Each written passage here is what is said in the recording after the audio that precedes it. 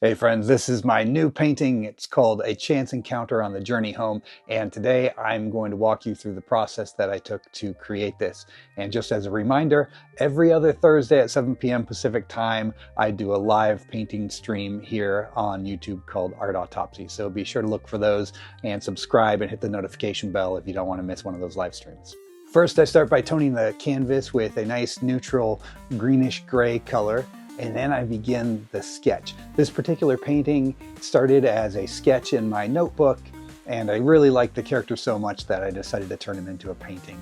So here I'm just sketching it in with some black and white paint, just working on the composition and the values, just using black and white and refining as I go. You're going to see throughout the painting process that I'm continually painting over or erasing with paint what I do and restructuring it as I go. When I paint fast and loose like this, I don't always nail it right away. In fact, more often than not, I do not nail it right away. So it takes a lot of repainting as I go. In particular, you're going to notice here that the figure of the girl in the foreground is going to shift drastically by the end of the painting, but that's just the way it goes. So initially when I had sketched this in my sketchbook, it was just this gorilla bug character, and there was the head of the girl in the foreground. But knowing that I wanted to expand this into a painting, I had to think about what kind of environment would they be likely to come across each other in. And so I just went for this kind of forest environment here. And as an interesting counterpoint to the black spots on the ladybug shell, I wanted to go with white spots on, or white polka dots on her dress. And then I'm also going to tie that in further by adding these mushrooms throughout the forest floor and giving those spots as well, just to have that kind of cohesive theme. I'm just choosing two complementary colors, green and red, as the main palette for this painting. And then I'm just choosing a third color just as a detail to pop in just little spaces. And that color, of course, is the yellow, which is going to be present in the hair on the figure as well as the eyes of the gorilla. Another thing to note here that I'm reshaping my initial paint sketch, the perspective on the shell and the symmetry of it from that angle was off, so I end up redrawing that in paint. Now, when you're working in oil paint, because it is a slower dry time, if you go too thick, you have to wait quite a while for it to dry before you can paint over it. But one trick, if it's still wet and you know you're going to paint over it anyways, you can just kind of wipe off some of the wet paint and just paint on top of it. You can see then with the girl, I just completely painted over her with that background color. And then I went in to just re-sketch her in a white paint. But this time I was very meticulous about how I redrew her as opposed to my normal sketchy style when I'm first starting a painting. Because if I were to go back and really roughly sketch her in without being meticulous about it, I'm going to have to go back and then once again correct all of that stuff in the background. So I wanted to preserve as much of that background information as I could. With this particular painting, I really found that it was the details that made this piece. So I spent a large amount of time just working on the fur of the gorilla, working on all of the plants on the forest floor, not just the mushrooms, but painting the blades of grass and the individual leaves on all of the plants. And doing those details took up about a quarter of the painting time, but I found that those details are really what made this image come together, and I'm really happy with the way it turned out. Using the white sketch of the figure as my template there, I go back and I add color in, and basically I'm sticking with the same colors I had initially in the not so great version of this character, but with the new drawing of her.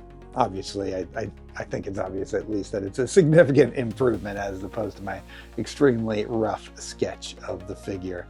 Even when I first laid in the initial background tone for this painting, I kind of created a circular gradient just to focus on the center, because I knew that I wanted kind of a backlit light source behind the gorilla bug, just to have that bright color make the gorilla bug pop and also make it feel like the background was falling off into this foggy forest. So I kind of premeditated that part just right from the start.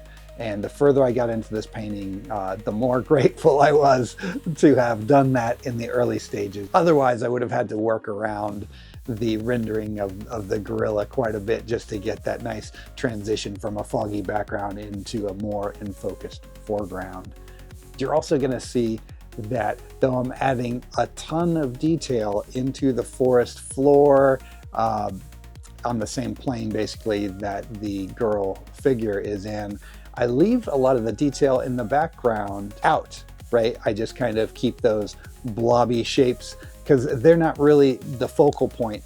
It's there to just kind of fall off into the background. And I felt that if I put too much detail into those background trees, it's going to draw your attention away from this actual scene that I want you to focus on, which is this chance encounter between this girl and this wonderful creature in the forest. Let me know in the comments how you think this interaction is going to go. Will the gorilla eat the girl? Will they be friends? What do you think? You may also note that there's a little skull on the ground there. So is that a skull of the gorilla's last victim? Or was that just some other poor, weary traveler that these two characters both happened to come across at the same time? I'd love to know your thoughts. I'd love to know what you think of this painting in general. When you're working on a painting, a personal project, there is no time limit except for the time limit that you impose upon yourself. So don't be shy about spending extra time on a piece just to get it right, just to get it the way you want it. And I certainly did on this piece. All that time spent detailing in all of those plants. Certainly I could have called it finished hours and hours before I actually did, but I'm so glad that I took the time to put that detail in, because it really is what helps this painting come together. And as we draw to a close here on the painting, I just want to remind you to please subscribe and hit the notification bell so that you can keep up to date on all the latest stuff I have coming out. Not only paintings, but I also do prop videos and mask videos, all kinds of fun stuff. I got a bunch of stuff planned that's going to come out this year. And of course, as I said before, every other Thursday at 7 p.m. Pacific time, I do a live stream painting, and I hope you can join me for that. And if you do, get your art supplies together and make some art right along with me. All right, that's it for now. I'll see you next time.